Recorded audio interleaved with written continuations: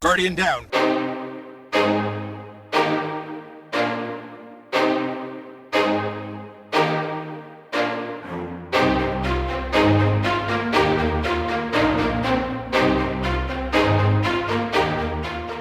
Hey, what's up everybody, and thanks for hanging out with us today. Welcome to episode 38 of Guardian Downcast. We're a couple of dads that talk about all things in the Destiny universe. We interview content creators and other folks in our community, to find out more about them. And finally, discuss other things in gaming and entertainment as well. I'm your host, The Gator. And we're trying a different format this week. In our last episode, we interviewed our friends 30 and Still Gaming and SgtMclusky from the GenerationXGaming podcast. And in today's episode, we're going to continue the discussion with them. And to start, we're going to talk about one game that each of us have been playing this week, to kind of get away from all the current events. We're going to test both of their Twitch reflexes with our new and improved fast-fire session we call the SpeedRun. Next, with the new shelter and home situations we find ourselves in today, I think it's more important than ever that we go over what we've been watching this week with the myriad of entertainment options that we have available to us today. Finally, our main discussion will be based on a story that came out this week about AMC theaters and Disney Plus streaming, and ask the question, is entertainment as we know it dying? And is this the new age of a digital media? My co-host Hazel will be joining me as well, so let us know what you think. And Hazel just might have a bonus question to ask the guys at the end. So let's get started.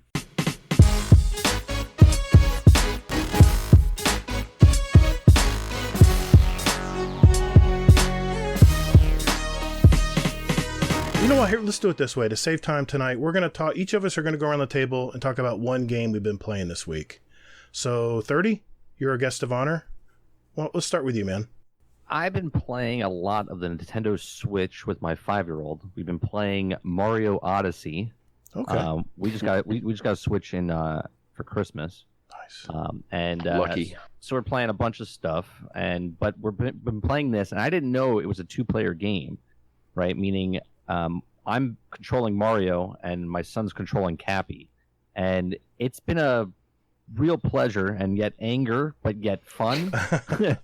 To play because my son's in control of the weapon, right? Cappy is the weapon that launches and hits the things, right? And I'm controlling the actual Mario, and a lot of stuff is fun. Like certain gaps you can't jump across unless he uses the hat and puts it halfway between, and you bounce off of it.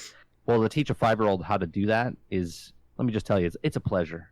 It is a pleasure. I'm having a blast. I am having a blast, but at the same time, it's rage-inducing at the exact same time. But you can't really show that while you're doing it. So I'm having real fun playing it though. Cool. Sarge, what about you? One game you've been playing this week?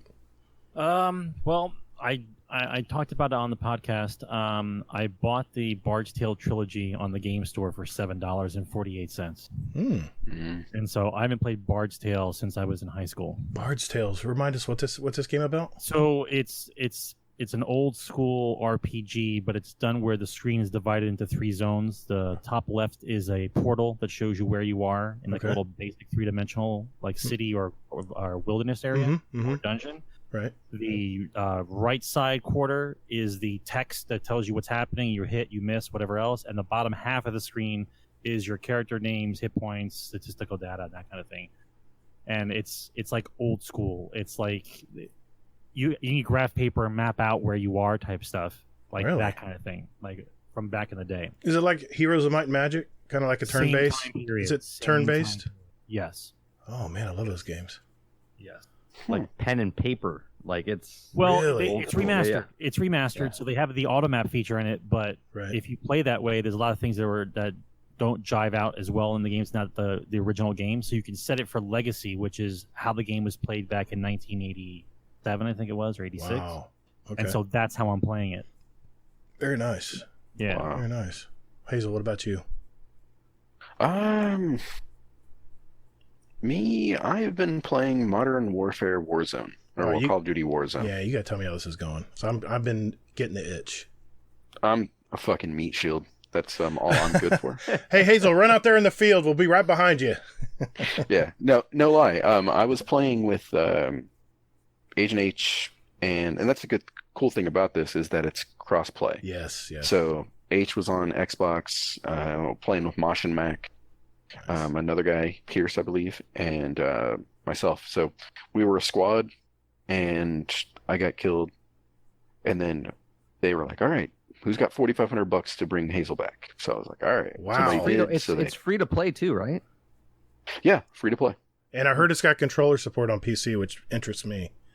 Yeah. So I don't play mouse and keyboard. Yeah, so they paid $4,500. You can run around and collect money and that kind of thing. Is that a lot of money? $4,500?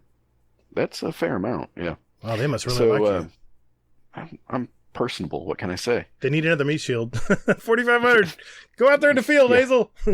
Yeah. So they paid the money. I flew in, and then so I'm parachuting in, and as soon I'm landing right where my crew is. So I'm landing right where they are, and all of a sudden I see 3 red pings that basically everybody is saying, "Hey, there's 3 bad guys right here, right where I'm landing," and I'm like, "This is not going to go well at all." So I ended up getting wiped again, and then H and all of his infinite wisdom goes, "Hey, does anybody have another $4,500 to bring Hazel back again?" Oh God. So, yeah. Oh wow! So it's really fun though. It really is. I'm definitely gonna play it. Everybody drink. Yeah, right. There's a drinking game 30 that whenever I say I'm gonna play a game and everybody knows I'm not gonna play it, they're supposed to take a drink. Oh, that's the backstory. Sorry, Hazel, I interrupted. Well, I am kind of thirsty. There you go. Everybody drink. There you go. And but I did have one of the most satisfying moments of the game. Was I sniped a guy who was driving a truck away from me. Oh wow! And it was just, I cheered. It was amazing. How's the gun handling? Is it good as Destiny or better or same or what? It's Call of Duty. Yeah, okay, that's what I thought. It's pretty good then. Why would they? It's Call of Duty. Why would they fix it? Yeah, don't fix what's broken. Not broken. Yeah, gotcha. exactly. That's where I came from. Nothing's really changed. What about you, man? You know, with the stay at home and the fact I still work and my days really haven't changed. I haven't had a lot of time to play this week. The only time I really played is Destiny. I jump on, I run in there. I'm trying to upgrade the moon bunker right now, and that's pretty much it. I mean, just been the shooties and the looties, right, as Lona would say. Mm-hmm. So that's all I've been really doing. So I won't bore anybody with that. And everybody knows my my opinion toward Trials, so I'm not going to mention that again. So let's move on. Let's move on to what we've been watching. You know, the theaters are closed. It's all about home. It's all about what we're doing at home now. So let me start with you, man. And you can list whatever you want here. What have you been watching? I mean, since we're all stuck at home now. Are we doing one thing? No. Just mention, you can bounce off a few things if you want. All right. Well, I watched, like everyone else apparently watched, the Tiger King. Yeah. Did you guys watch this? Yes. No, I haven't. Yes. It's like trailer park. It's like trailer park trash Game of Thrones. You're right. That's right. Okay. It's so intriguing, and I'm like, what is happening? But it was fun. Now they're talking about making a second season and stuff, and I'm like, you know what? I'm out. Yeah. Because now you're just on it for the money, but I get it. And then I'm watching. We just finished watching Lego Masters. I don't know if you guys have been watching Lego Masters. I watched the show before it, The Masked Singer. Lego Masters right after it, but I haven't watched it yet. I know there's Star Wars theme this year. This week. This week, yeah, it was the Star Wars theme. It's pretty cool watching what they build there. And then the last thing I've been watching is the season 7 of the Clone Wars, Star Wars Clone Wars on Disney Plus. Damn, I see. I skipped all those. I want to watch them all, and they have them all right on Disney Plus. Yeah, and they just released season 7. They're on episode 8. There's only 4 more episodes this season. Oh man, are they doing it like Mandalorian? They're releasing like one a week. Yeah. Well, I got a lot of seasons to go through, so I'm not going to complain, I guess. It's one thing I missed a long time ago. I never watched the animated series, and it's on my list. Trust me. Did you guys watch Mandalorian? Oh, of course. Yes. Of course. Okay. Yeah. Well, what's happening in the Clone Wars right now? Ahsoka. I'm not going to spoil anything, but no. It's her after she did something, because you didn't watch the other seasons, right? And then it's basically going to pull in, because she's going to be in season 2 of The Mandalorian. Oh, I heard of that in some way, shape, or form. So I thought she was getting her own show. Oh, she is too. On top of that, yeah. Wow. Oh, okay. Yeah. So it's interesting watching these last 4 episodes of this story plot with her in it, and then thinking about what's going to happen in Mandalorian. So very nice, very nice. Sarge, got anything? Let's see. What have I been watching? Lots of YouTube. I don't watch a lot of television. No, it could be anything. A lot of guys watch YouTube, and they mention that on the show. Well, I watch YouTube videos for whatever game I'm playing to see if I'm what the new secrets are. Like sure. a game that's 33 years old, like that kind of thing. But as far as like entertainment wise, like I go through like old school comedy stuff when I have time because in a position like this I want to laugh. Are you a fan of stand up? Yes, I watch a lot of stand up. Nice. So I've been watching like all the comedy movies from like the last like 15, 20 years, like the slappy kind. Like so I watch like Grandma's Boy and I'm watching like Naked Gun and things that just make you laugh. Yes. So I'm trying to just stay positive, right? So I'm watching like those kind of things.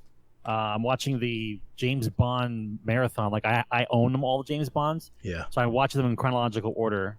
I've been watching them since this has been going on one a day. So I'm almost done. I've done that. I've done that in the past. It's really fun. It's fun to watch. And Sarge, you should watch Seinfeld's show on 2 guys, a car, and getting coffee. Comedians in cars getting coffee. Yeah, I've seen it. You should get it. Yeah, it's good. It's good. Makes you laugh and you learn some shit. It's really funny. Yeah. Anything to keep me with a little grin on my face is what I've been watching now. Amen, man. There's too much. There's too much negative. I hear you, dude. Yeah, I understand. Yeah. All right, Hazel, lay it on us. All right. We probably have some overlap, so I'll jump in if there is. I don't think. Well, I mean, okay. There's the obvious. I mean, go ahead. Westworld. Yes. Oh, Westworld was amazing. That's great. Yeah. I binge watched it. I'm all caught up. I watched the whole second season and the 5 episodes of the third. I'm all up to speed, and this is the difference when you know there's a writer out there. There's an actual writer. Yes. How you know there's writers still alive. Yeah, exactly. It's such a convoluted story. I mean, you're trying to follow it. Convoluted? No, this I mean, is like most streamlined it's been since episode 1. No, but it was one world. I mean, now it's like the real world, and it's like I'm trying not to give anything away here, but they keep like this one character who supposedly runs it all. And are we in a simulation? Are we not in a simulation? I'm confused a little bit, and I've actually gone. Here's one question: what year is it? It's got to be somewhat in the near. It's got to be in the near future. I would say. Okay, if I was to guess what 2050, 2075. Yeah, I'm guessing 2050. That sounds about right. About 30 years away. 30 years out. I just can't. It almost makes me feel uneasy when I watch it because I think it's dark. It's right. Like that's a possibility. Yeah. Like that's a real possibility. It could be tomorrow or, a couple years away. Right. Yeah. And I guess everything stems on this main computer, and I'm not going to give any more away than that. But if you think that, you're watching the wrong show. I don't know, man. There's so many similarities. There's so many to present day and what's going on that show. God, isn't that the truth? Yeah. Mm-hmm. Yeah. So I mean, so that's the obvious one, but the main one that I've been... June 15th, 2052. Sorry. Oh. Oh. Thank you for Googling that. Nice. I don't want to know, dude. You asked, what year does it take place? We were close, weren't we? Goodness. You literally just asked that question. We were close. Goodness. That's awesome. 2 years off. So there's that. And then about maybe Saturday, Sunday of last week, my wife and I got into a heated argument. It was amazing. And basically she wants to watch a show with me and I want her to watch a show with me. And they're vastly different shows. Okay. So I'm interested to watch this show. Put a camera on you and your wife trying to decide who's going to watch the show. You know what? I have a feeling this is happening across the nation right now. Yes, this same scenario. Oh, yeah. Because I'm interested right now because that's exactly what happens in our household. Exactly, right? So, she's been watching the show Little Fires Everywhere. And it's on Hulu. Before you ask, Gator. And then, yep. So then I wanted her to watch, I forget what the hell it is now. And So I guess you lost that battle. You can't remember what it is. well, I mean, I wanted her to watch The Invisible Man. That's what it was. That's what it was, yeah. So, what ended up happening was, like, she's like, "Well, just watch one episode." And I'm like, "All right, fine." So I watched one episode of it, and it was like maybe at like 9, 10 o'clock in the morning, something along those lines. There were like 4 episodes out, and I was Fast like, forward. "Okay, I'm done."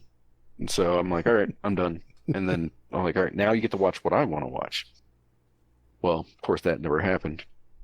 And then about maybe 1 o'clock at night or in the morning, I was like trying to go to sleep, couldn't go to sleep. So I was like up, I played Destiny for a little bit. And then I was like, you know what? I was like, I want to check out that show a little bit more. So I stayed up until like 4 o'clock in the morning I watched like the rest of the episode. So I ended up more than her. That's not Uh-oh. good. Yeah. Trouble in paradise. Yeah, exactly. Hey, So Hazel, now how it's many years the have you been married? opposite problem. Enough to know that I should not have done that. Okay, I'm just making sure. Just making sure. So, but yeah, it was fun though. It's a pretty decent show though. It really is. It's for a while it was bad people making bad decisions, and Sort of like what you did. kind of, sorta, yeah. And then now it's evolved into something else now. So I will be honest and tell everybody that if you do watch this with your significant other, be warned because you guys might end up on opposite sides of what's going on in the Okay. show. So That sounds terrible. Burning little fires. argument. Okay, Little fires everywhere. little fires. Okay. Yeah, it led to another argument. It was great. Yeah. So Wow. yeah, Gator. Jesus, how do you top that? I gotta, of course, Westworld. We talked about that. I'm not going to belabor that one. Good. My wife and I just finished Ozark season 3. There are 10 episodes. This is the third season of the series, and holy That's with Jason shit! Bateman, right? Oh my god, it's so good. It is so good. It's Breaking Bad and Better Call Saul good. Never saw those either. Oh God, you're missing out, man. Wow. You talk about writing. Sarge was talking about writers. There's writers in these shows, and they're damn good writers. I mean, the I don't want to give away too much, but of all the seasons, you know, they always have a cliffhanger at the end. This was by far, the end of season 3 was by far, I mean, it was so shocking, I about fell out of my chair. I'll leave it at that. That doesn't give you enough of an itch to watch this show. It is just badass bonkers of a show. And it's really, really good. So it's one of my top 3 on Netflix right now. Let's see. Also watched, I've been starting watching Apple TV Plus now. Because I own Apple products. They're all around me. I have Apple Music and everything. I said, what the hell? I might as well just go the extra mile and just pay for this streaming service too. And I watched Morning Show, of course, in the past. I watched it with my wife again. It was so good.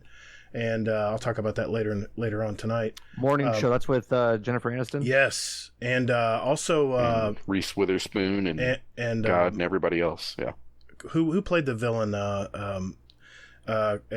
Carver? Shit. Steve Carell? Steve Carell. He plays the villain in that show. It's damn good, man. I mean, it's kind of hard to imagine him as a villain. What's that on Hulu? It's on Apple Plus, Apple TV, Apple TV Plus. I think I'm paying like $5.95 a month or something because it doesn't have a ton of shows. It's fairly new, but I'm telling you guys, every show they have looks really good. I started watching a show by M. Night Shyamalan called Servant. And I just heard the bad news because of COVID. They had to suspend filming of the second season of this. But I think I'm 1 or 2 episodes in. Holy shit. This gives me the heebie-jeebies, man. This is about... okay. It's in the near future, just to give you a context there. And it's about a couple, I'm guessing New York City. She's a really high-level reporter. It's on the TV a lot, and he is an author, writer, lives at home, and he's a tastemaker. He's a tastemaker. He does a lot of videos and stuff to send restaurants and how to pick their menus, et cetera, et cetera. So, pretty neat job there. But it's all about they lost a son, and they have this. How do I say this? It looks like a doll. It's like a real doll of a child, the same age, and it's not so much crazy about the doll. I mean, that's part of it. It's who they hire as the nanny, and that's all I'm gonna say. You gotta watch this show. It's M. Night. It's M. Night. I mean, I get the same chills as I did some of his earlier work. So. Oh, the guy from Harry Potter's in it. Yes. Guy, yeah. Weasley. Ron Weasley's in it. Rupert Grint. Yeah. Yeah. I said, holy shit, it's wow. Ron Weasley. I meant to write that in my notes. Yeah, I couldn't believe it. Thank you for mentioning that. Let's see. Also, I watched Star Trek Discovery. I'm on season 2 on CBS All Access. Pretty good so far. I've been getting pretty pulled into it. I haven't been bored of it yet, so I'm watching that as well. The Masked Singer just revealed the latest singer. The Voice I watch. It was the last week of the battle rounds. They have the knockout rounds next week for probably the next 3 weeks, I'm guessing. After that, it's the live shows, and I really don't know where they're going to go from there because it's a live show. I'm a little worried, actually, if the season doesn't get canceled or maybe they're just stretching it. I don't know. And then, of course, season 5 of Better Call Saul, which is premiering on AMC. Vince Gilligan, his visuals, his writing is outstanding. You guys got to see this. There's 2 seasons remaining. I'm on the second to last season. They say the last season is going to be in 2021 sometime, and I have a feeling it's going to be pushed out now because of COVID. Everything's being pushed Yeah, out. and I had an article about that I want to talk about. But, since we've all mentioned what we're watching and how we're watching things, I want to go to our topic of the week here. You guys talked about this on your podcast last night, and a light bulb went off. I said, this has got to be what we talk about this week. It's the idea, and it stems off the story, that AMC Theaters is in trouble. Their credit rating is in the dumps. I'm part of the AMC Stubs membership where I can see 3 movies a week, but now there's no theaters open. And there was an article where they were talking about that streaming was already up 13% last weekend, and this was from Time Magazine. Can movie theaters survive COVID-19? And it talks about how AMC Theaters laid off all of their employees. They've shuttered up all their theaters, and they've either let off, I think it was 26,000 people. This was Deadline. They talked about moviegoers were highly likely to return to theaters upon reopening, but more than half are going to wait a while. Okay, bottom line is they say that streaming is up like 60% right now across the board. And of course, movie theaters are closed up because of COVID-19. Then they mentioned that Disney Plus has made these bold moves, how they're going to be putting all of these first-run, high-budget films on Disney Plus, and they're going to be bypassing the theaters, like right. Black Widow, like they mentioned some of the Marvel series coming out with Doctor Strange. I'm just going off the top of my head here. There was so many that they mentioned. What I want to ask you guys, is this the end for traditional TV? Is this the end for traditional movie theaters? Are we done? Is it ever going to bounce back? I know the industry's been hurting. Mainly I'm talking about movie theaters here, physical theaters. But as far as traditional TV, look at The Late Show. They're getting a lot of viewers. I mean, I think it was 5 to 8 million viewers an episode. And what I guess what I'm getting down to is, being that the network TV is getting a taste of how cheaply they can make these episodes and not have a studio and not have an audience and just step up their production. Because God, some of these cameras, I'm like, what the hell are they using? This is a major studio and they're using a basic camera. Some of the graphic is just terrible. But I've been watching The Late Show with Stephen Colbert, and he has really incredible guests on. He has an artist that comes on and does a live stream. Or not live, pre-recorded stream. It's just really personable. Even though there's no audience, these guys seem to hold the show together. They don't need all the graphics. They don't need all the music. They don't need all the fanfare. So I guess the question I'm posing to you guys, everyone here who wants to chime in, is traditional way of watching TV and movie theaters, all the ways we've been watching movies as we grow up, is this where are we going to flip the switch here? Is this where everything changes? Okay, or is it just a blip? Okay, so what everyone considers normal, like what you consider like the way that these shows run or how shows are run, have been the same since you can remember. Yeah. Okay. So all the people that were ever in charge of how television was run is either now passed on, retired, and now you have this in-between phase where the old school people are realizing that they don't need to run it the old way anymore, and this is showing them right to their face that they don't have to do it the real way anymore. Mm-hmm. Right? So beforehand, they probably were in negotiations with it and saying, we can do this for this, and they're like, this is the way TV's supposed to be. This is the way it's always be. You can picture the argument where the veterans are talking to the up and comers, right? Mm-hmm. Right. And so now, because of this, it's shown that it can be done. And rule number 1 for a business is survive and make money. Make money. Okay. So however they can do that, they will do that.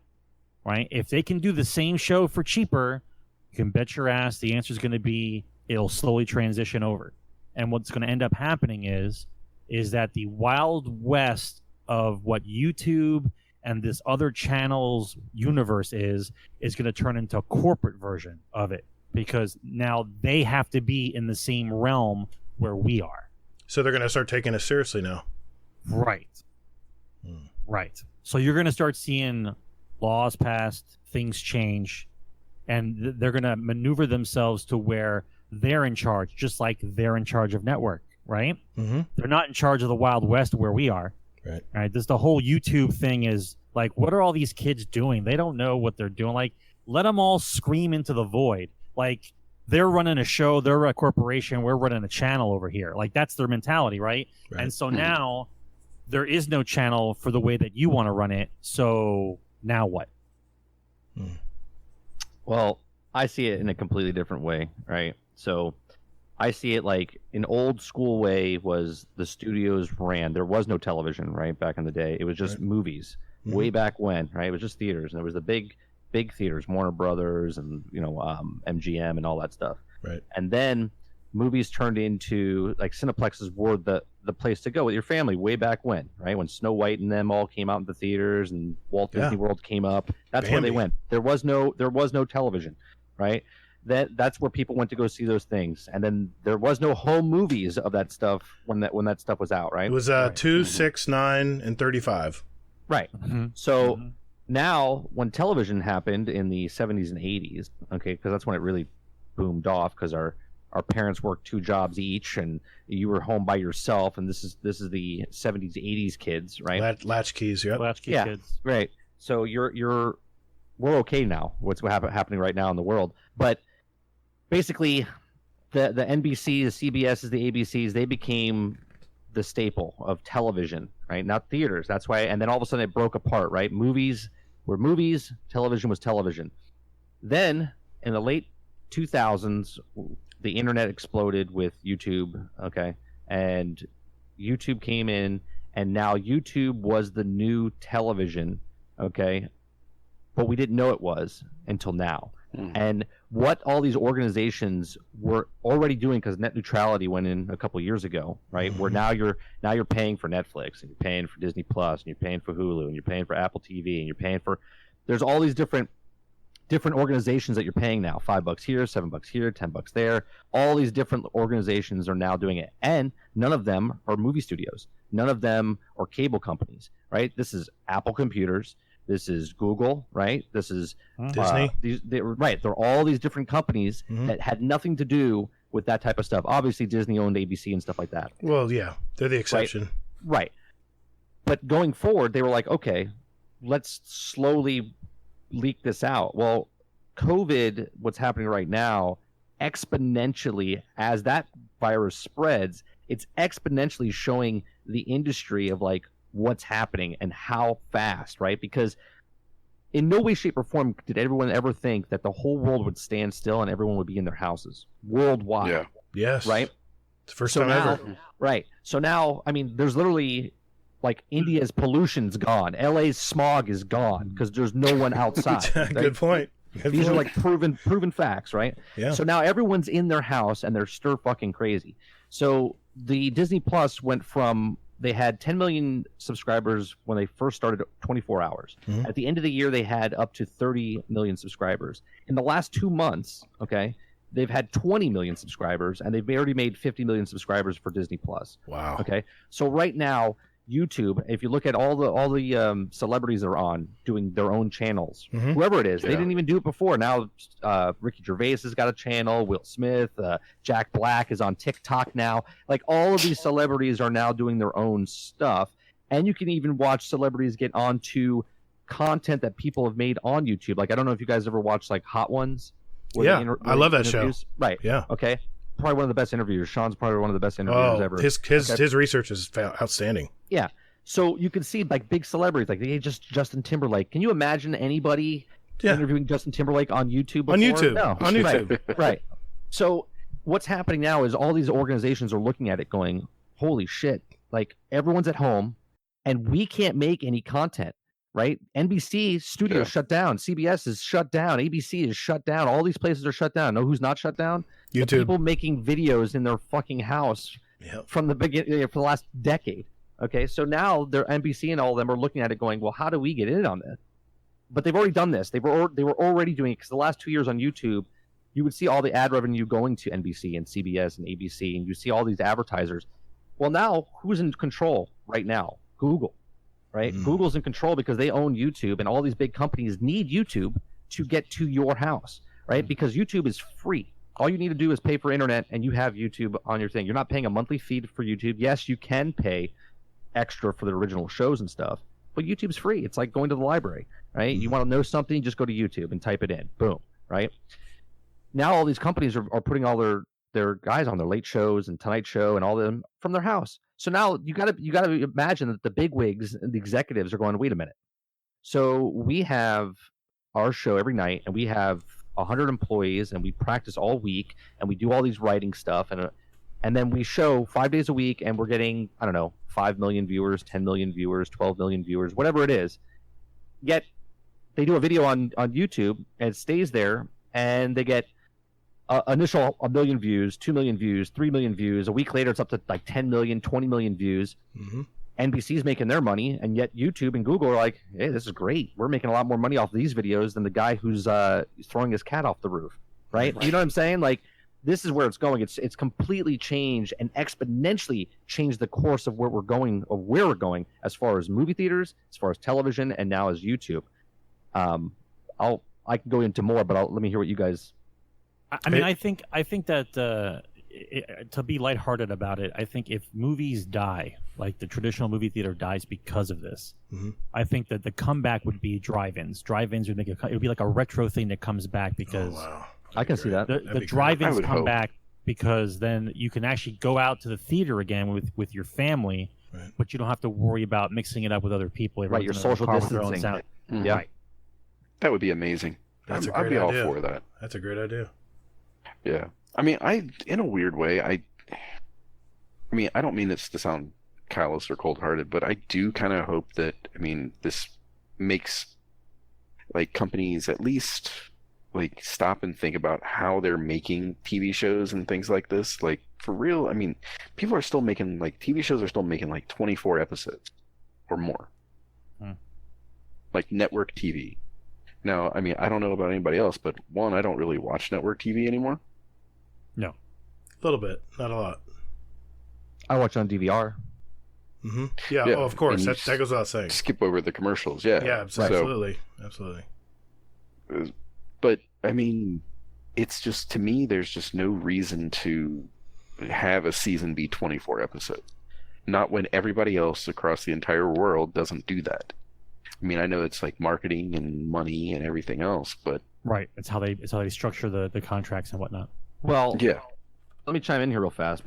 A person that used to be in the camera industry, in the camera union, okay, he would make a television series. I was working on a show for 6 months to make, 12 to 20 episodes on reality TV. Mhm. Okay. If it was a sitcom or something, you're doing the same thing. You're doing 6 months and you're getting 23, 25, 22 episodes, whatever. Now what's happening though, with the new Netflix way they're filming and Hulu and Quibi that's out now. yeah, I- maybe. Yeah. Yeah, Right, that's all crazy. this stuff, they're taking the production now and they're shooting all that stuff in like 1 week, 14 days, 21 days, and they have the whole season done. So what's happening now is the content's being consumed so fast and they're putting it out so fast, but yet I'm still getting paid the exact same, but now I'm not getting paid 6 months worth of work. I'm only getting paid 3 weeks worth of work for what they're getting paid to stretch out for 10 episodes or 12 episodes. But on a streaming service, they're releasing majority of all the episodes at one time. That's Netflix's mentality. But if you start looking at what Disney is doing, that's why Netflix has 170 million subscribers, right? But at the same time, Netflix is not profitable, right? Because they're struggling.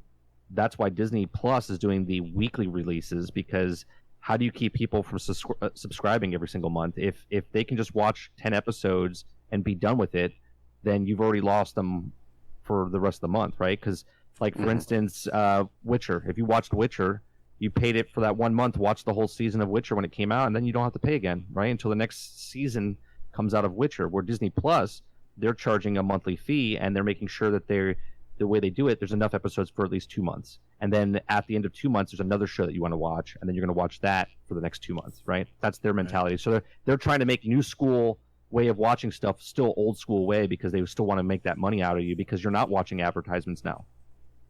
Yeah. The other thing, though, is the difference is that, I mean, fucking Disney. I mean, they own everything that's profitable. Worries me. Mm-hmm.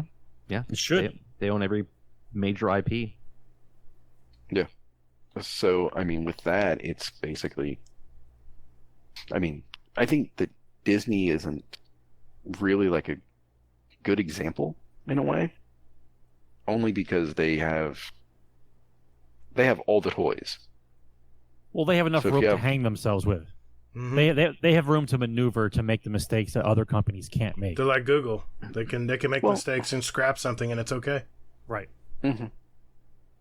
Here's a question for you, though. I was listening to your last podcast, the last show that you did last night, and the question I had is, do you think it's possible that Disney could buy AMC? I mean, I've heard like Disney wants to get into video games, or Apple wants to get into video games, and Apple and Disney are sort of in bed together. But AMC wouldn't make sense. Like right now, AMC I think has like 400 theaters, and which is like something around like 8,000 screens, right? Mm-hmm. Which is the number one, at least in America, right? Yes. It's like AMC, then Regal, then Cinemark, and then there's a bunch of other like mom and pop ones, like independent ones, right? Mm-hmm. And with Disney, they don't need to purchase AMC, because they are 30 to 35% of all revenue that comes into theaters, right? Disney made $19 billion last year in 2019 with all the movies they release. Okay, that's all the Star Wars, all the Avengers movies, all the other Disney, Pixar, whatever, right? They've had, I think they're 7 of the top 10 movies of all time are Disney movies, right? And they all have come out within the last like 5 years. And so to make $19 billion and you're 35% of the market share, okay, they can literally just say, all right, it's cool, AMC is gone, because when movie theaters get movies in, they don't make any money off of those for the first opening weekend to 2 weeks. Concessions, that's it. Right? They make only money on the concessions only. They don't get a percentage. None. They get 0% of the opening weekend. And that's when majority of the movie makes their money, right? And then slowly comes off. And then as the weeks go on, they get a percentage now. The theater gets a small percentage, and the theater still gets, because the company has to make their money up front first. Right. Okay? And in this mentality, Disney's like, well, we're 35%. If we decide not to even go to theaters anymore, and we can just go straight to our Disney Plus, and I joke about it on my show that they'll make Disney Plus, which will probably be like $25. Yeah. Okay, and you get to watch the Black Widow that comes out, or all the Marvel movies come out first on your television set, right? And who's not going to want to do that? Which I'm scared of, because if they do that, that means theaters are dead. Because all Disney has to do, because they're so powerful, is say, yeah, you know what? Because like Universal could do it, and you'd be like, yeah, great, Universal is doing it straight to your home, but Universal is not 35% of the market share, right? Disney is. So if Disney says, hey, jump, you're going to go, well, where do I jump, and how high do you want me to jump? Disney actually says what the swing is going to be in this situation. And if Disney pulls the trigger and says, we're going straight to streaming, then everyone else is like, well, we have to go to streaming, and the theaters die, which is sad. You kind of would think that's the way they're leaning. Oh, absolutely. Because I mean, the theater industry has been struggling lately. I mean, for a while now. But do they make the same revenue if you're selling a subscription and the movies are going to the house? when a family went to the movie theater, it was $10 a head plus Yeah. $8.50 for the kids. So you're looking at $65 just for the family to go see a movie. Versus Is that $10 a month gonna still generate enough money to pay for these movies that they're gonna be okay with it? Like, you know what I mean? Does the revenue balance out? Does the revenue from a home-based movie showing gonna compete with what you could have made in the theater? Well, here's my question. Here's a question I posed to you. Sorry, I didn't mean to interrupt 30. I have to, while I'm thinking about this, I got to ask Sergeant this. But what is the odds of that family just buying the $20 online and staying at home and not spending all that money versus the family that spends the $65 to go to the theater? I mean, me and 30 talk about this all the time. Talking about video game prices, we compare it to one night at the movies for two people and popcorn and drinks. Mm-hmm. So, like for instance, The Hunt. We wanted to watch The Hunt, and right as COVID came, this was about where they hunt people like, these rich white people they put these people in the field and they actually hunt them down. Mm-hmm. And I'm like, me and my wife are like, oh, hell yeah, we want to see this. And COVID-19 strikes, and we're like, well, shit, we were going to go this week to see it. Now the theaters are closed. Well, they're offering it now on all the platforms. YouTube, you name it. YouTube, Amazon, I think, has it. I'm sure, maybe not Netflix or Disney, but it's very available. Let's just say that. And it's what are they charging? $19.99. You get a $19.99. 48-hour rental, and you get 30 days. Once you start it, though, you have 48 hours. The clock's ticking, but they'll keep it in your cart for 30 days. If you don't watch it in 30 days, you lose the money and you lose the film. Disney Plus, baby. I'm telling you, that's what they're gonna do.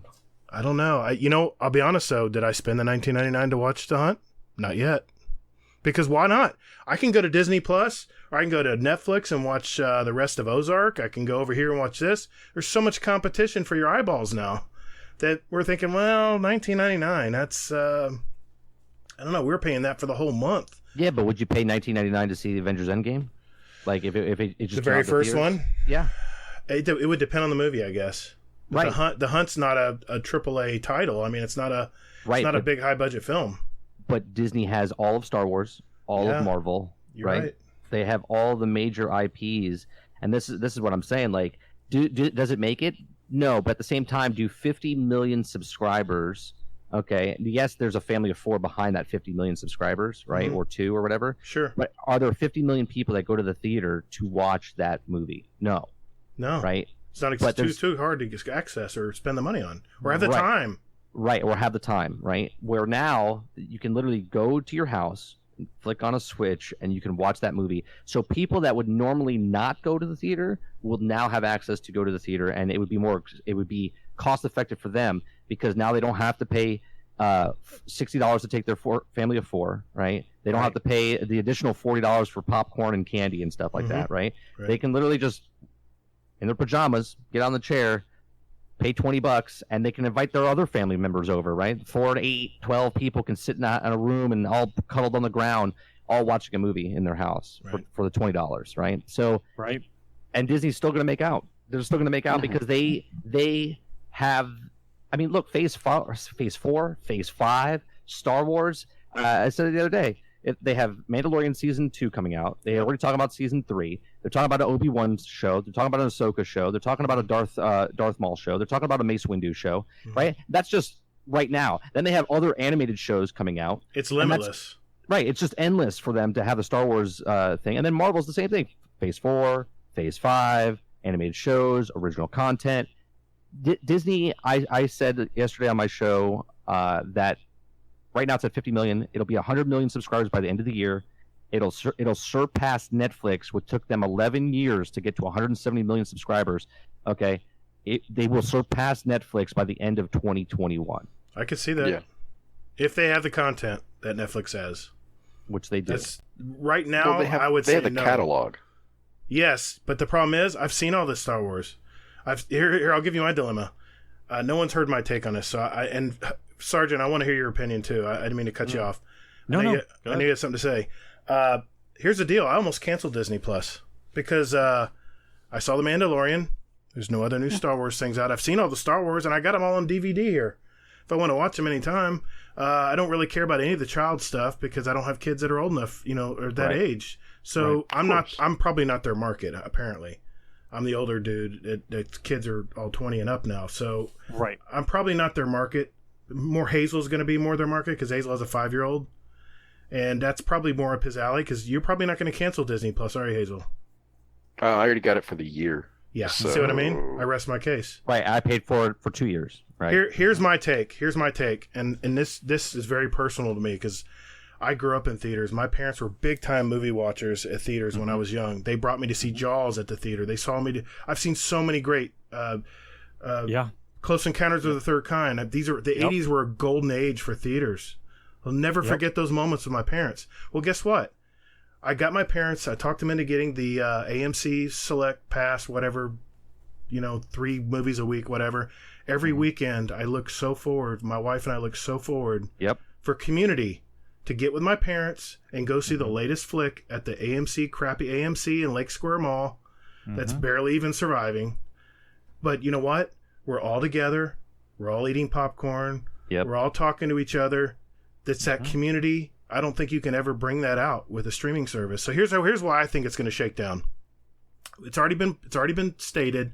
Trump's plan of keeping all the businesses alive with this stimulus money. AMC's already said, and the national, was it the NATO, the National Artist or National Arts and theater. Art theater organization, maybe something like that. Yeah. They've already said they're very pleased that Trump's stimulus plan is going to save them. So I think they're going to make it through this crisis, but I think they're going to be more of a specialized.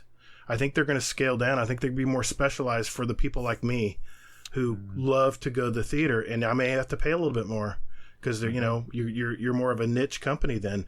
I don't know if it's going to be as big though. I think they might scale it down. Right. Well, okay. Let's say there's a 200-seat theater now, right? Mm-hmm. COVID's done. COVID is not done, but it's recessed, right? Right. Who's going back to the theater? And then is that theater obligated to not fill that to capacity? Yeah, I heard about this in another story too. That I think. Do they do every other row? Right? Do they do like think about it? Let's say there's 200 people. Well, okay, now it's me and my wife. So let's say we sit in the very front row to the far left, right? 1-2 seat. Well, 6 feet apart, right? Well, now the next 2 seats have to stay empty next to me, and then you and your wife sit next to us, but you're 2 seats over. I'll right? answer that question. Well, hold on. And then this row behind us now, nobody can sit directly behind us. Right. They have to sit in the gap that's missing in front of them and then sit behind them. You see what I'm saying? Like, Yeah. it gets so convoluted of what the way it is. And I think society, this is how we are. We go from left to right, like Destiny fixing the game, right? They overcompensate and go Right. one direction to the other. Right. How do you, even if the movie theaters open up and you can go to a theater, the fear of people getting droplets on them that they're going to get this disease or the sickness or the ill is still going to be in the back of people's heads to get into social areas, right? I will give you an example. The Lake Square Mall AMC theater has already done this. They have the recliner seats in all their theaters, and they're so spaced out that I think I could answer yes on that question. There's a good 10 feet between rows, and if you feel like you're sitting in a big giant living room, it's a very open area, and you have groups of seats, rows that are all together, but they're separated quite a bit because they have these huge automatic recliners now that you sit in. I think that's the way they're going to have to go. They're going to have to go more of a niche market, whatever you want to say. And I think they were going to go full luxurious, that luxurious Dolby sound pounding in your chest, and you have the motion and the vibrating seats, all that. I think that's what they're going to have to do to stay alive here because you can't ever get that at home. Not with the baby crying in the background and your wife's cooking dinner. I agree 100%. I will be crying if theaters shut down. I would be devastated because it's part of my childhood, and I think we're going to be split 30. I think half of us, which grew up going to movie theaters, are going, and it's already happening, but we're going to continue to go to movie theaters as long as we can afford to do it, and it's not too much out of expense or time. But I think the millennials, the Zoomers. They don't care. They don't care. They're already online. They don't go to theaters. They don't think they care. No, they don't think they care. But where's their first date? Yeah. Where do they take their first date? Community. I'm telling you, that's what's going to keep. That's what's going to keep these theaters going. But I don't know if it's long term. Sarge, what do you think? I mean, I don't know if it's going to be long term, but I think for now, I think we'll be okay. I think first of all, the American public is as in general, people, human beings, we forget pretty quickly. Yeah, we do. So if let's say we're suffering for 3 months, 4 months, and then they come out with a cure, or they come out with a whatever that lessens the symptoms. You can't cure it, but it lessens the symptoms. You don't have to go on a ventilator, that kind of thing. Right. Then the mentality is, well, after a month or so of that, then we can go right back to normal. We can just ignore that COVID ever existed. We go right back to where we were before. Yeah, it's the Right flu. now, It'll be seasonal flu. It just ends up being the flu. So now, at the same time, I think that because of something like this actually happening, I think it needs to be a wake-up call across the board about what things can be changed and what things should be changed, and should there be changes. Like there needs to be a conversation now, because when else do you have the press the pause button on the world? Yes. Like when do you get this moments where you can actually say everyone's doing the same thing, then let's have a discussion about something? Like, you never are going to get this again. You're never going to get this again in your lifetime, where the world is on pause. Like, the day the earth stood still is a real thing. Okay? That's what we're doing right now. It's an age of reflection. Okay? So now, what do we do? What do we do? Are there things that can be changed? Can we have conversations about that? I think that this would be the time to actually do that. I think this would be the time to actually sit around and discuss what it is you actually want to do. Right. Are these the societal choices we want to make? Or is it so ingrained into our heads that as soon as this is over, the sooner the better, and we go right back to where we were? I think as humans, we're going to do exactly that. I think this is going to be a speed bump, just like 9/11. Everyone was shocked off kilter when that happened. But guess what? We barely even think about it now. Right. I think it'll be the same thing. But I am worried about theaters. I want to mention that. But the issue is, and it's a good thing you bring up the 9/11 thing. You know, you have to remember, because of 9/11, there were certain laws that were passed that no one paid attention to. That's true. There were certain things that were passed that no one paid attention to. Giving our rights up. People think that it's okay to give up liberty for the illusion of security. Oh yeah. Okay, and that is a big deal. And I think that they're going to do the same thing with this. Oh boy. Okay, because you're going to start hearing strange things like, "Oh, everyone has to get inoculated now.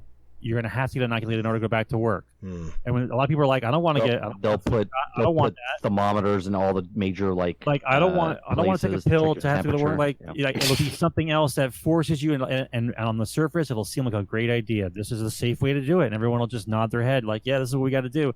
And that's when I start asking the questions: Why? Why all of a sudden again I'm giving up part of freedom for the illusion of security? Why? Yeah. Why? I get you there. That's the part that will get me. And I'm a patient man. I'll wait, and I will guarantee you something. There will be laws passed because of this that no one will pay attention to, and they're going to just pull it out of their ass one day. You know, like the Patriot Act and those kind of things, where, you know, we're doing it because of we're doing it for your protection. It will be the mantra. Hopefully, I'll never see that day. We all hope, right? Real quick, I think things they'll do is like all doors will be automatic. Yes. No one will touch a door anymore, right? And I think this, like, I'll give you an example. I got the Publix app today because I saw a commercial that says you could just scan with your phone a QR code and pay for your groceries, and it'll give you all the sales ads. You don't have to go through the paper ad in Publix anymore. And I was like, honey, get the app. This is the way we got to do it. Everything's going to be touchless now. I think that one thing is going to be ushered in. Well, no one's gonna touch doors. Nobody is. You're gonna scan your own groceries. I always laugh when I go to grocery store now, and I'm the bagger, and I'm the cashier. I know. Right? I know. Let the prices drop a little bit for that, since I'm not getting a paycheck. But hold on. I gotta clock in. Hold on. Right. Exactly. I think it sounds funny, but literally we gotta, because we have a storefront because we're essential. We have a farm store on our property, right? And we got an email today that says that they're trying to sell already. They're trying to sell things that you put in the doorway. It costs $18,000. Oh, okay. And it takes the temperature of everyone that comes through, and it has ID. Okay, so you actually know who's coming in your store and facial recognition. Yep, everything. Wow. And China's already doing it. This shit passed over there. It's gonna pass over here. Yeah. Like when I go to Disney World now, I put my finger on a fingerprint to scan in. Well, I guarantee you, they're gonna rip those fucking poles out. Okay, because no one wants to touch anything anymore, and they're gonna have to take a picture of us. Okay, and then they're going to scan us every time we walk through the thing, like they do for the kids over at school over in China. Okay, that's how Disney's going to, and they'll know. They're going to install things like this. No, Minority Report. No, right? Please. I'm telling you. This shit's going to happen. They're going to know when we murder people, and they're going to show up before we even pull the scissors out to kill someone. Maybe. Shit. But I'm serious. The technology that, like, why is a bathroom door? Do I still have to push on it or pull on it? Right? Yeah, Do you know what I'm saying? I mean, every time I sliding doors. Every time that. before COVID even happened, I would always use my elbow or the back of my hand to push the door open. Or wait if you're at a for someone to come in. Right? Yeah. Or you dry your hands right next to the door and wait for someone else to open it, and then put your arm on the door or your foot at the bottom to get out. Right? And you look at the asshole that doesn't wash his hands and walks right out the door. Come on, exactly. The sink is touchless. Yeah, right? it is. The hand dryer's touchless. Mm-hmm. But yet the toilets are touchless, right? But yet for some fucking reason I still got to touch the grimy ass door to get in and out of the bathroom. I always laugh about that because I'll wash my hands really good at the movie theater, and now AMC's gotten smart. They eliminated the doors. It's all like a walkthrough now. Yeah. On the new ones. But I used to go in the older theaters. I'll be like, now I got to touch that door handle. I'm totally clean and sanitized. Yep. Now I got to touch this nasty ass brass doorknob now. I've done this before, and this is a true story. The door was so scummy. We were at a really rundown theater, and I had my phone. I called my wife. I said, "Can you just come over to the door and just push it open?" I was like, "I'm stuck behind the door. I can't touch the door." I'm like, "I'm not touching this door." Oh man! And she's like, "You're fucking kidding me." I'm like, "No, seriously, just come over here and just push the door." I'm at my seat. Yeah. Okay. Like this is like, wow. But this is what's going to happen. Like it sounds funny, but I honestly think that no door is going to be able to touch. Right. It's all going to be censored, and they're going to put these thermometers in doorways in major areas to make sure that people are not sick. Wow. Yeah, that's crazy. Well, hey, that was a great conversation. Anybody have any other points before we go? Any other thing, Dad? Hazel? Oh, well, real quick. AMC, just to remind you, it does have 8,000 screens, okay? Avengers Endgame, the #1 movie of all time, okay, opening theater opened on 4,662. Half the theater was always taken up by it. Okay, so just if it was just AMC, that's 4,000 screens total around all movie theaters, right? And that's 8,000 screens that would just vanish, right? From the one of the major companies here in the United States. That's a good point. I guess time will tell. We'll see who's right tonight. Wow. Hey, put your money on me. No more bets. Bets are off. Hey guys, thanks for that. You guys talked about this at length, and I think you guys went over too, like we are tonight. But about this topic, and I said this is such a well-timed thing to talk about. So I had to mention this tonight, and thank you for. Thank you giving your opinions on it. I know you guys just reiterated a lot of what you got into last night. I'm sorry you had to go through it again, but thank you very much for doing that. And thank you. Well, let's move on. Hazel, I think we got a double speed run to come do here. Giggity. I'm excited. We'll be doing that right after this. Call the Praxic Order. Call the Thanatonauts, the Jinsen Scribes. Call everyone so they can witness you. All right, boys and girls, it's that time of the week. This is called the Speed Run. So we have a database of over 125 randomly asked questions, and 30 and Sarge here are going to have 60 seconds to answer as many as they can. These are short 1 or 2 word answers, and we're going to keep track of how many questions were answered by each of them in each episode. And the questions are randomly asked, so no one can memorize the order, and you'll have to answer quickly, whatever comes to mind. At the end of the year, the guest with the most questions answered will win a nice prize. Tonight, I'm going to ask the questions randomly from our list as usual. Hazel is going to be the timekeeper and quality control expert. In the event of a questionable answer, context-wise I'm talking here, Hazel's decision will be final. Sin is our current leader at 26 questions. Oof. So he was moving. Were they just yes and no questions? They're either or. They could be yes or no. They could be either or. What I'm going to do here, since 30's already had experience with this, I want Sarge to witness it. So I think in order to be fair here, I know you guys are not competitive. I'm going to let 30 go first so Sarge can listen and see how it goes. and then we'll do Sarge afterwards. I think Sarge should go first. He dressed up as a girl. Come on, man. I think that gives him credit, so he can do whatever he wants. All right. well, I'll go first. Thinking fairly here because they're all going to be random, but it just depends what questions you get. But I think you both will do very well. So, okay, we ready to go? 30. You're going to go first. All right. Here we go. 3, 2, 1. Sweet or savory? Sweet. Smooth or chunky peanut butter? Chunky. Playing cards or board games? Board games. Anna Bray or Ada One? Anna Bray. Pop-Tarts or toaster strudel? Pop-Tarts. Favorite ice cream flavor? Chocolate. Gold or silver? Gold. Boxers, brief or thong? Boxers. What one material item would you take with you if your house was on fire? My Xbox. UFC or WWE?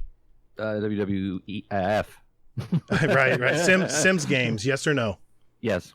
If you could take any one famous person to dinner, who would it be? Tom Hanks. Hats, yes or no? Yes. Are you ticklish? Yes. Tupac or Biggie? Tupac. Who should be the new Hunter Vanguard? Oh, shit. Me. Thick or skinny fries? Thick. Lefty or righty? Righty. Vader or Yoda? Vader. Warlock, Titan, or Hunter? Hunter. DC or Marvel? Marvel. Pineapple on pizza? Yes. Dogs or cats? Damn it. No, dogs or cats? Dogs or cats? Dogs. Okay. Good job. Don't tell him the total, Hazel. I'm gonna let Sarge go next, and then we'll see who did what after. Stalled on the ice cream. The ice cream got me. What we do is we throw a couple wrinkles in there where you have to think about it. That's not even my favorite. I know. Not my favorite. You did this last time on us. Don't worry about it. You answered in context. It's all that matters. And thank you for being our new Hunter. Thank you for being our new Hunter Vanguard, by the way. Yeah, no problem. Yeah, should be. Okay, Sarge, you ready? You're up. Sure. Go ahead. All right, here we go. 3, 2, 1. Morning person or night owl? Night owl. Coffee or tea? Tea. Is racing a sport?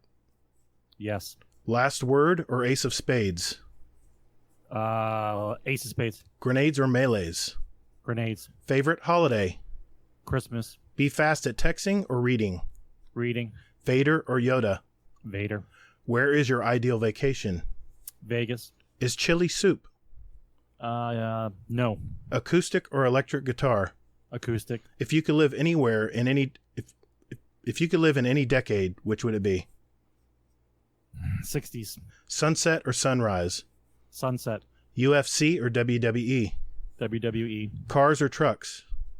Cars. What was your first Destiny podcast? May. Coke May or something. Coke or Pepsi? Coke. Tesla truck, yes or no?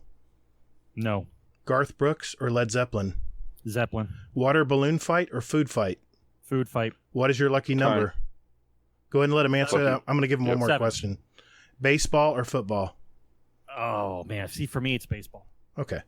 I fumbled that question, so I felt I needed to give him one more question. I was going to give him a point anyway, but yeah. Okay, good deal. All right, Hazel. We'll start with 30 and Still Gaming. What do we got? 23. Oh, so close. So Damn close. It, ice cream. Damn you, ice cream.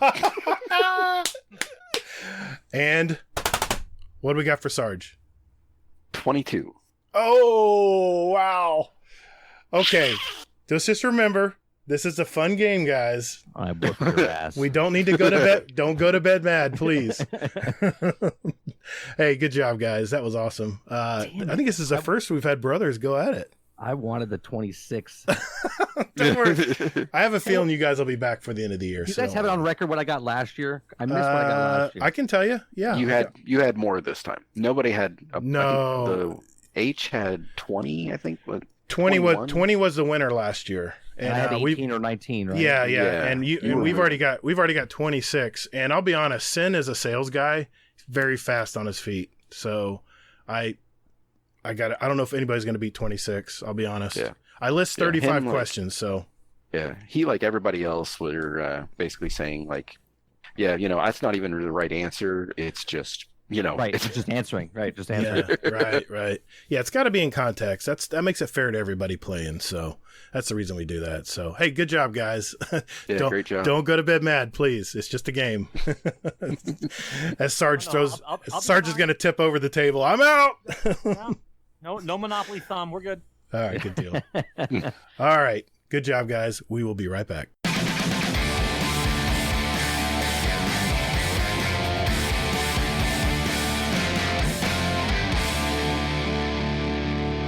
One more question before you guys leave. Hazel has been wanting to ask you guys. Yeah. I have here on your last episode, but the last one that you posted, you talked about the state of gaming. Rock, paper, scissors, Fallout 76, GameStop, Reforge.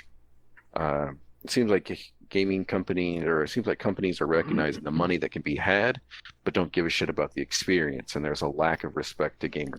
What can be done about this? And we understand this is just a short, brief answer. I know that's going to be hard to do, but short, brief answer. You want to go first, Sarge? I mean, I could try. Let me have the question one more time. Basically, it's like it seems like companies are basically not respecting like gamers, but they're respecting the money that can be had. So, and by that I mean like the whole rock, paper, scissors thing. Right. Okay. So the main thing to understand is that once gaming surpassed professional sports, as far as revenue goes, it basically opened the door for anyone to try anything in order to get a hold of that pie. It wasn't about the art and making of a game anymore. It wasn't about passion and people coming together to make a product. It was about how do we ensnare a percentage of this population in order to make money. Once it did that, gaming did not sustain its artistic format and the reason why we were gamers. Mm-hmm. Right? When you used to make a game, it was basically we're making a game and either we're gonna make it or we are fucking going out.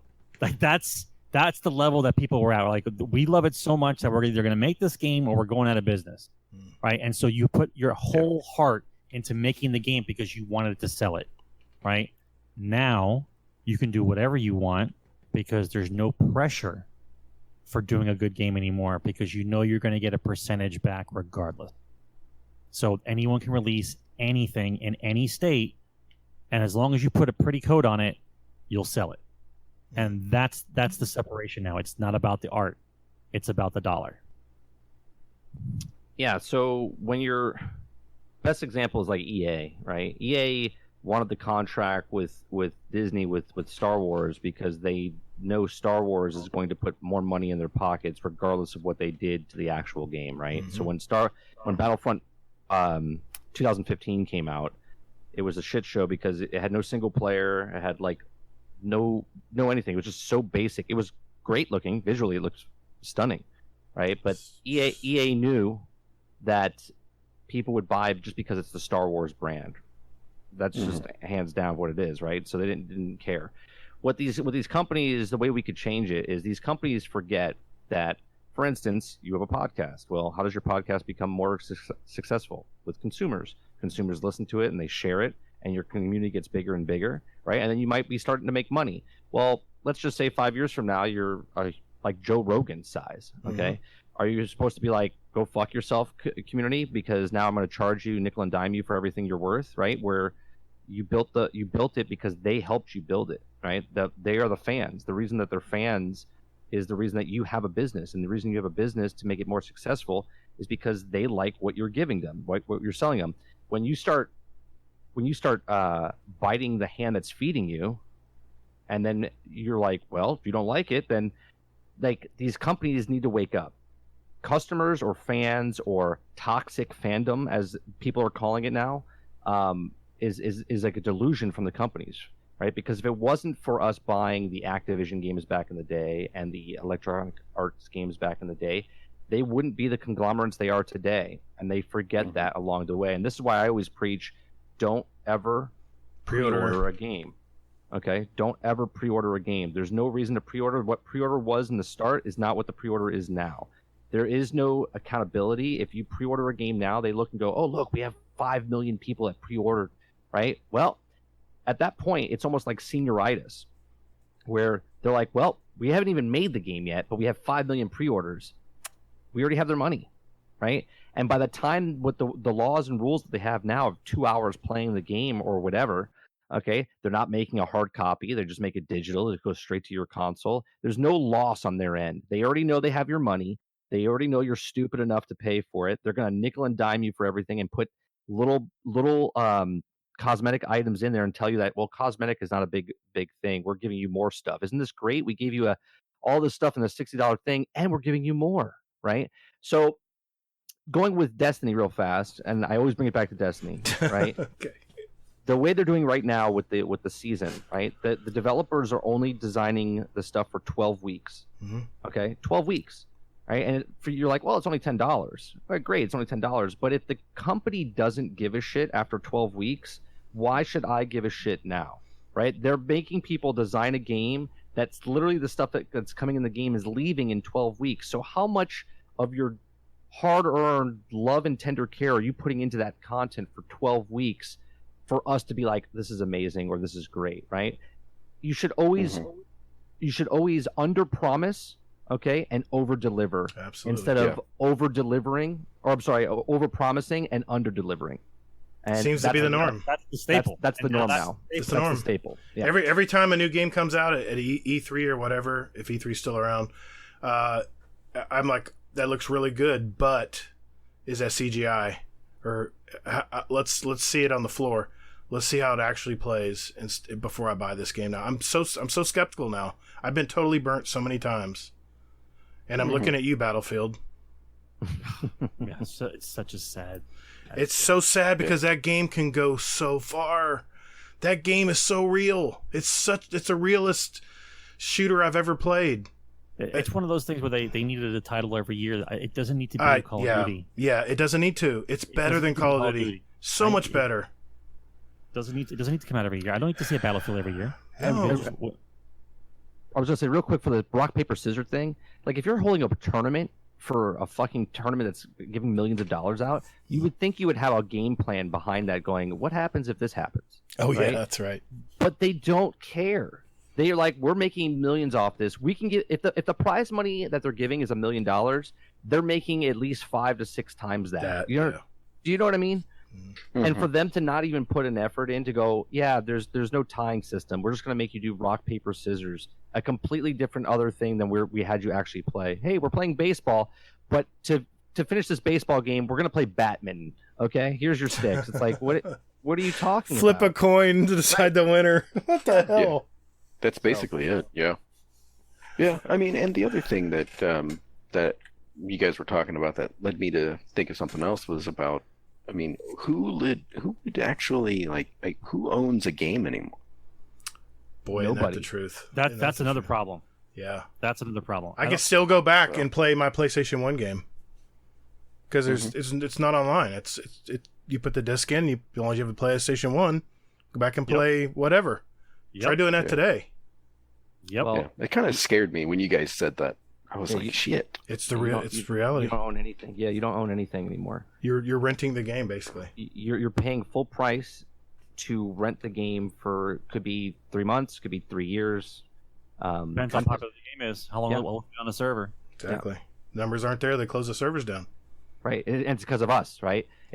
We're taking them off the server now because there's not enough people playing, right? Well, if you stop offering updates to the game, why would I come back and play it? Right. Yeah, exactly. Yeah.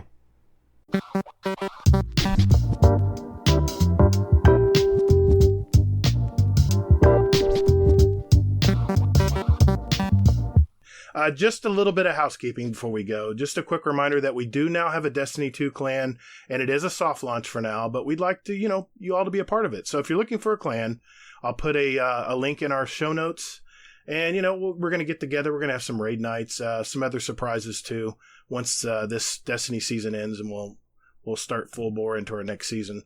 We got some ideas. Me and Hazel are mulling around. Just BS and have a good time. That's all it's all about. So if you're thinking about joining a clan, a Destiny 2 clan, I'll put the link in there. And also, we do have a channel called GDC Destiny 2 Clan. You can go there for the link as well. Also, we have started a Patreon campaign. And Hazel, if you don't mind, could you reiterate it? Because this is going to start, I believe this one-time donation is going to be in May. So we have a little bit of time here to let everybody know about it. Yeah, exactly. So basically what it is because of everything that's going on, people getting let go from their works, furloughed, all of that type of shit.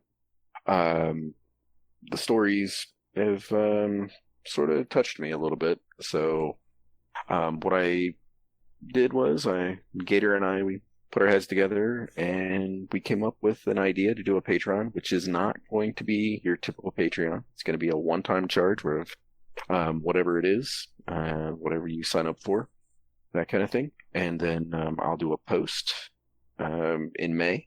And then what's going to happen is basically at that point, one time, the funds are going to be withdrawn. It's not going to be that monthly bullshit that they typically do. And then what we're going to do is people have been messaging me saying, hey, can I be eligible for this? And I'm like, sure, definitely. So what we're going to do is we're not taking any money for us. It's all going back to you guys. Hey, it's a great deal. And I got to give Hazel all the credit for this. This was his idea. This is something he wanted to do, and I'm all on board. It's a great concept. And hey, we're all affected by what's going on with COVID-19 right now, but there's probably some people that need it a little bit more than we do. So we both donated, and and in May 1st, we'll decide who needs to get it. Go from there. So thanks for that, Hazel. Hey everyone, if you would just do us one little favor, hit that share button when you're listening to this podcast, and share it with one person this week that you might think they might like this show. So I'm going to thank you in advance for that. And speaking of podcast, 30 and Still Gaming, SgtMclusky, why don't you guys tell us about your podcast, where we can find it, and also any details as far as your gamer tags or Twitters or all that good stuff. I'll do it because it's the same speech I do every week. Okay, I got you. Generation X Gaming is a weekly podcast that goes over a few of the top stories from the past week, and we rant along the way. You can follow Sarge at SgtMclusky on Twitter. You can follow me at 30 and Still Gaming on Twitter. You can search us on Google. If you put in Generation X Gaming podcast or Generation X Gaming or 30 and Still Gaming, I own like everything. So you type it in and you can come watch us. If you want to watch us live on Thursday nights at 8 p.m. Eastern, 8 p.m. on mixer.com/30 and Still Gaming. And you can always listen to us on iTunes, Google Play, Spotify, Anchor.fm.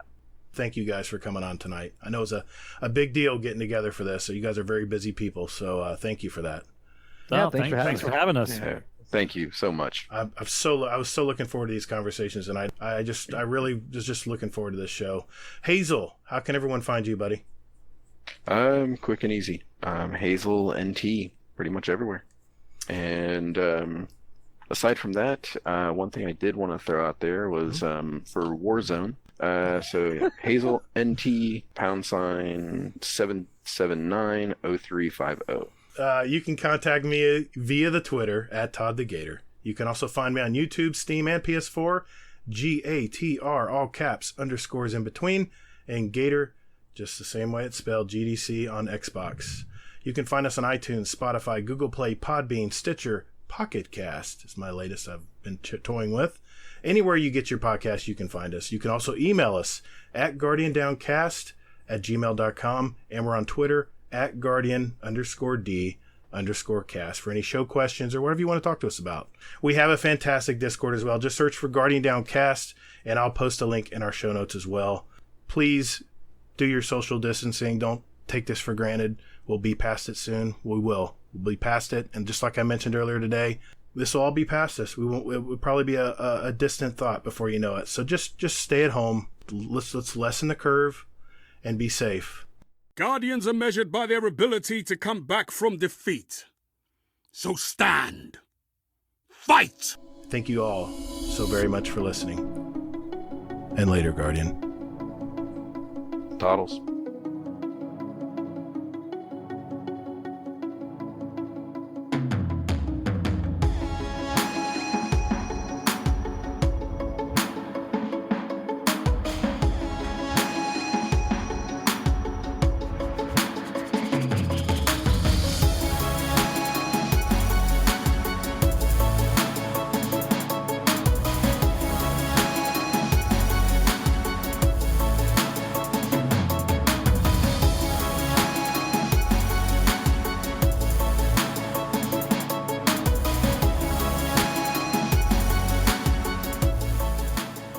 was a great show, man. Lots of great conversations. Thank you guys. Yeah.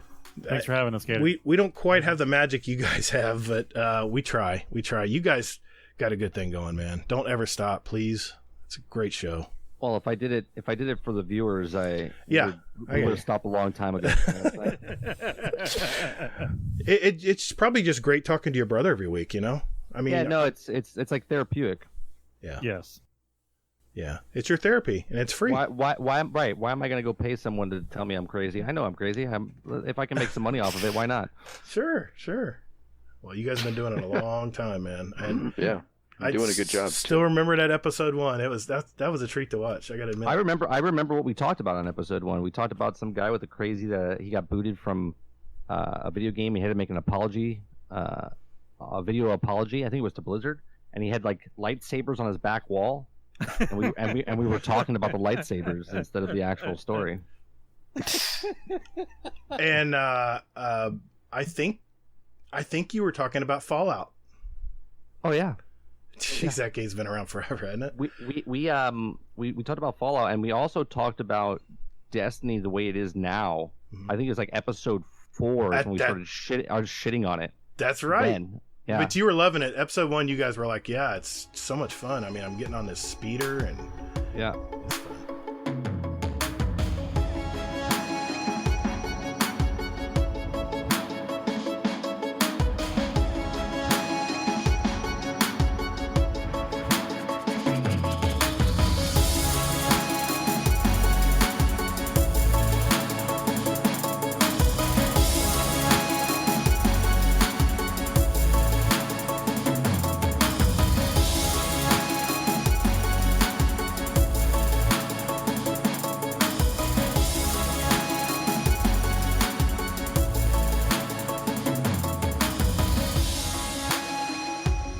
Thank you all for staying so late. I know it's 1 o'clock in the morning right now. Okay. Thank you guys. I'll be up till 4. I'll be up till 4. No, 2 hours. I'll be up to save him out, man. I'll be right with you.